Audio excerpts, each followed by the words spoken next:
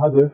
After understanding the various steps of CBA, in this video we will focus on the perspectives of the bureaucrats and the politicians because they have so-called lenses through which they look at the various interventions, and their perspective it varies from department to department. Let us see how it happens. Basically, we are concerned with the government employees and the politicians, and their perspective regarding the costs and benefits it varies. And there is a significant role of the department or the agency that they are currently serving in. So we can call it an agency interested perspective. These agency perspectives are based on the specific organizational role of the government employee. We will delve deeper into it, that what this specific organizational role can be.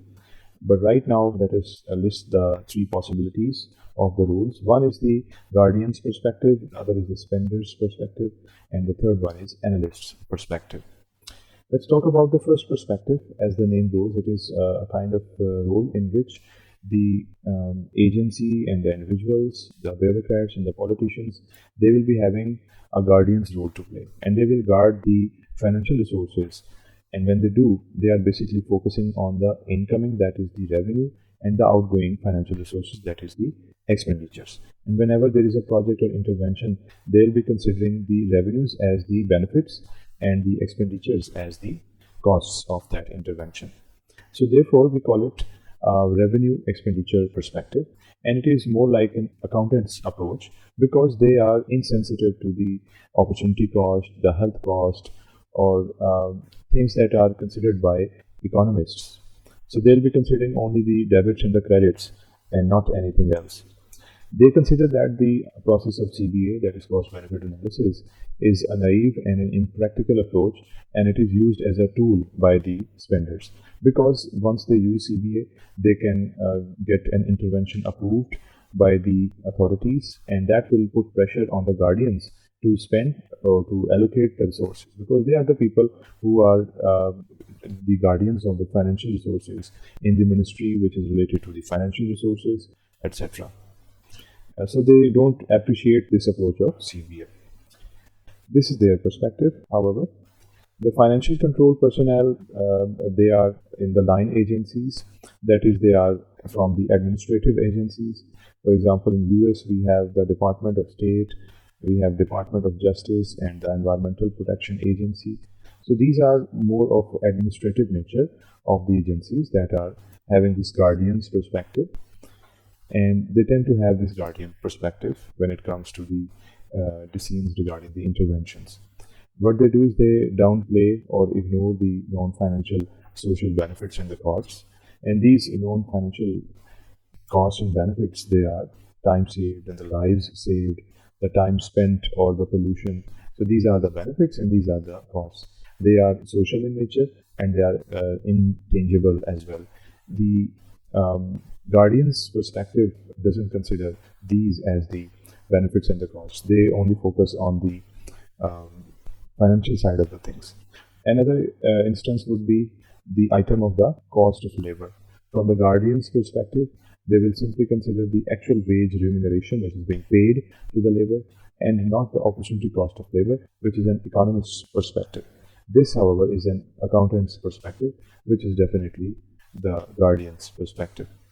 And the resources that are already owned by the state, for example, some piece of land or some machinery, if it is already owned by the government, from the guardian's perspective, it is a free good because from their accounts there is no debit.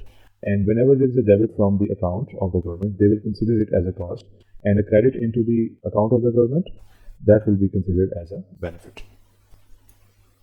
From the CBA perspective, the opportunity cost of the resource will be considered, which is not done in the guardian's perspective.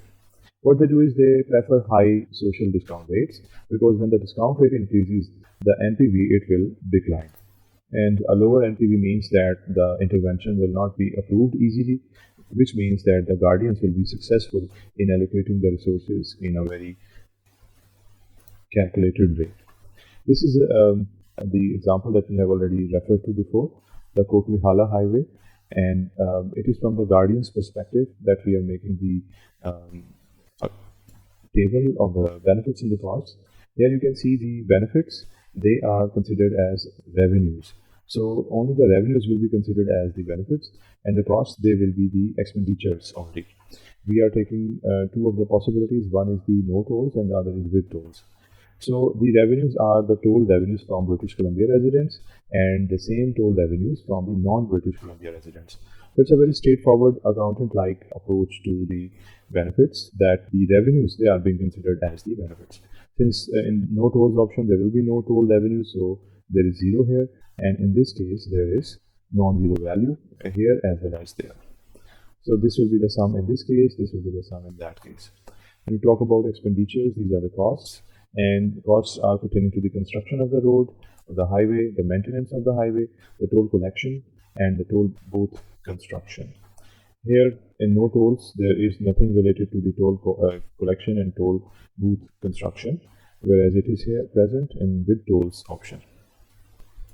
So here we sum these values and we can see that we have the total costs here and there. Now we can take the difference of the two to find out the net benefits of the revenue expenditure analysis in the net form, that is the difference form. So this is the answer for with tolls and this is the answer for no tolls option. You can see that no tolls option is desirable because people will not be discouraged to travel when there are no tolls. However, tolls can discourage them a little bit and hence the benefits can be reduced. So this is a very straightforward accountant-like approach of the guardians. The spenders, they are also there. Let us see that how they look at the things. So the spender's perspective is definitely in that situation where they are trying to give services to the masses. For example, in paramedics, in Air Force, in police or fire brigade, all these are the service departments who provide various services to the masses. So they are concerned about providing the services and not the financial resources. They are going to spend the resources to provide these services. This is why they are called as the service departments. These spenders, they have their own opinion of the projects and they consider it as a constituency support analysis where they are trying to benefit the people in the constituency. Expenditures on the constituents are viewed as the benefits rather than the costs. So you see, it's something unexpected, counterintuitive, that the expenditures that are done on the constituents, the people in the constituency, we are considering that these are the benefits, not the costs, because they are not concerned about the expenditure, they are concerned about the benefits or the services to the masses, so they consider it as benefits. And then we have transfers from a CBA perspective, cost benefit analyst perspective. These are actually the transfers, that is, the transfer payments. And when the expenditures are done on the constituents, it is considered as a transfer payment to the constituents of the overall constituency. So this is why it is something which is different from the guardian's perspective, and we call it constituency support analysis, in which we are providing support to the people in the constituency.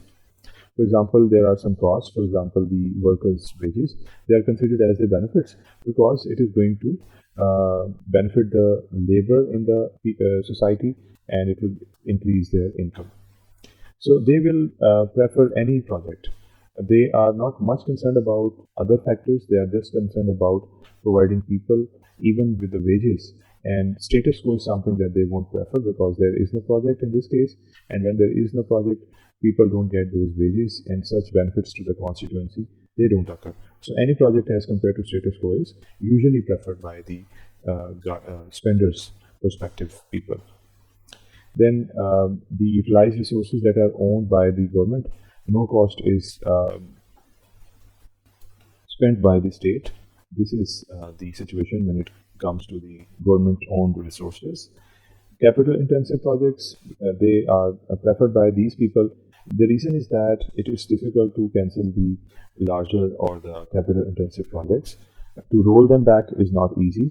So if the project continues, more and more people will benefit, which means that spenders will prefer capital intensive projects.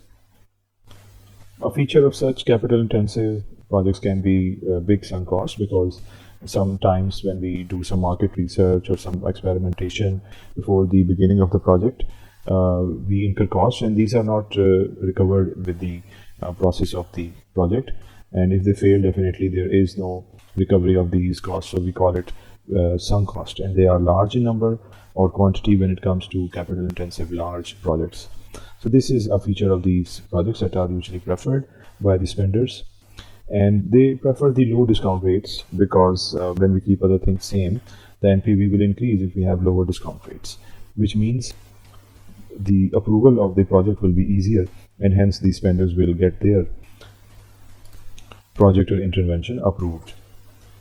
They consider that they are the builders or the professional deliverers of the government mandated services, and they can do because if they are making a hospital or a school or a park or any educational institution, they are building and they are providing those services that are mandated by the government. If you consider this Kokuhala highway from the provincial spender's perspective, we are dropping the global perspective here. If there are no tolls and there are tolls, the constituency benefits, they are the project costs from CBA. So this is the counterintuitive thing, that from the cost benefit analysis, the costs that are incurred on this project, they are considered as a benefit, and here they are. It means that the amount spent on the project is considered as some sort of benefit to the people in the constituency, so we include it in the benefits. So you can see it's not that who is paying the costs, it is that who is receiving the costs.